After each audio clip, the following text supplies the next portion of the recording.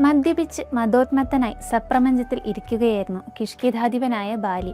പെട്ടെന്നാണ് പുറത്തൊരു അട്ടഹാസവും അലർച്ചയും ഒക്കെ കേട്ടത്. ആരവിടെ, ആരാണ് ബഹളമുണ്ടാക്കുന്നത്? ബാലിയുടെ മുഖം ചുവന്നു. അനുജൻ സുഗ്രീവനാണ്, അങ്ങയെ യുദ്ധത്തിന് വെല്ലുവിളിക്കുന്നു, ഭൃത്തൻ വന്ന് പറഞ്ഞു. ബാലി ക്രുദ്ധനായി. ഇന്നിവനെ തീർത്തിട്ട് തന്നെ കാര്യം. ചാടി പുറത്തിറങ്ങി. കൊടുത്തു സുഗ്രീവന്റെ നെഞ്ചത്ത് തന്നെ ഒരിടി. സുഗ്രീവനും വിട്ടില്ല. ബാലിയെ വലതുകാൽ കറക്കിയടിച്ചു. ഘോരയുദ്ധം. ബാലിക്ക് നേരെ യുദ്ധം ചെയ്യുന്നവരുടെ പകുതി ശക്തി കിട്ടുന്നതിനാൽ തോൽപ്പിക്കുക അത്ര എളുപ്പമല്ല. സുഗ്രീവൻ ഇടികൊണ്ട് വശം കെട്ടു. ശ്രീരാമചന്ദ്രൻ നിൽക്കുന്ന സ്ഥലത്തേക്ക് നോക്കി.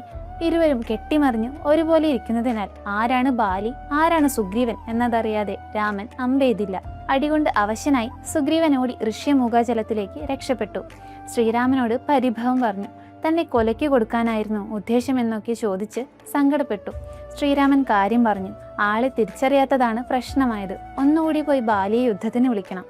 ഈ മാല കഴുത്തിലിട്ടോളൂ, എനിക്ക് തിരിച്ചറിയാൻ വേണ്ടിയാണ്. സുഗ്രീവൻ പോയി. ഗോപുരവാതിൽക്കൽ നിന്ന് വീണ്ടും ബാലിയെ യുദ്ധത്തിന് വിളിച്ചു. ബാലി അത്ഭുതപ്പെട്ടു. അടികൊണ്ടോടിയ ഇവൻ പിന്നെയും വന്നോ? ശരി, ഇന്നവന്റെ കഥ കഴിച്ചിട്ട് തന്നെ ബാക്കി കാര്യം. ബാലി വീണ്ടും ചാടിയിറങ്ങി.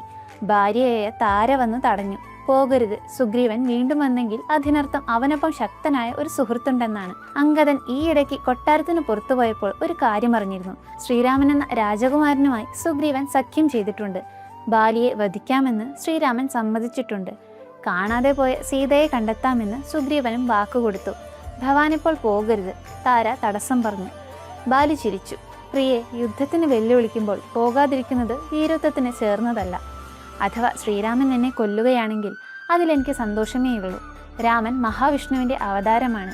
അദ്ദേഹത്തിന്റെ കൈകൊണ്ട് മരിക്കാൻ കഴിയുന്നത് ഭാഗ്യമാണ് എന്ന് പറഞ്ഞ് ബാലി യുദ്ധത്തിന് പോയി. കരഞ്ഞുകൊണ്ട് താര അകത്തേക്കും. ഭീഷണമായ ബാലി. സുഗ്രീവ യുദ്ധം. പൊടിപടലങ്ങൾ ഉയർന്നു. ആരെയും കാണാതായി. പതിവ് പോലെ ബാലിയുടെ താടനങ്ങളേറ്റ് സുഗ്രീവൻ അവശനായി. ശ്രീരാമചന്ദ്രൻ കാര്യം ഗ്രഹിച്ചു. മഹേന്ദ്രമെന്ന അസ്ത്രം തൊടുത്തുവിട്ടു. നെഞ്ചിൽ ശരമേറ്റ് ബാലി നിലം പതിച്ചു. പ്രാണൻ പോകുന്നതിന് മുൻപ് കണ്ണു തുറന്നു നോക്കി. ശ്രീരാമനോട് പരിഭവം പറഞ്ഞു. സുഗ്രീവന് പറ്റുന്നത് എന്താണ്, എനിക്ക് പറ്റാത്തതെന്ന് ചോദിച്ചു. നേരെ പൊരുതാതെ ഒളിച്ചു നിന്ന് അമ്പയച്ചത് ശരിയായില്ലെന്ന് പറഞ്ഞു.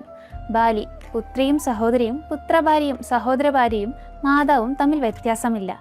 അങ്ങനെയുള്ളപ്പോൾ ധർമ്മം വെടിഞ്ഞ് സുഗ്രീവന്റെ ഭാര്യയെ അപഹരിച്ചത് നീ ചെയ്ത തെറ്റാണ്.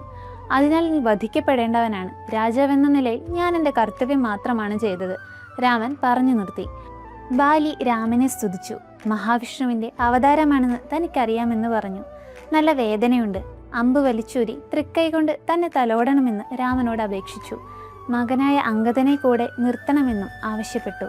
രാമൻ സമ്മതിച്ചു. ബാലിയെ എടുത്ത് മടിയിൽ കിടത്തി അമ്പ് വലിച്ചൂരി പുറത്ത് തലോടി.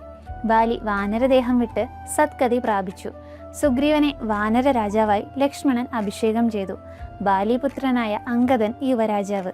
മഴ കഴിഞ്ഞതിന് ശേഷം സീതാന്വേഷണത്തിന് പോകാമെന്ന് സുഗ്രീവൻ. അത് മതിയെന്ന് രാമനും പറഞ്ഞു. രാമലക്ഷ്മണന്മാർ വനത്തിലേക്ക് തന്നെ മടങ്ങി.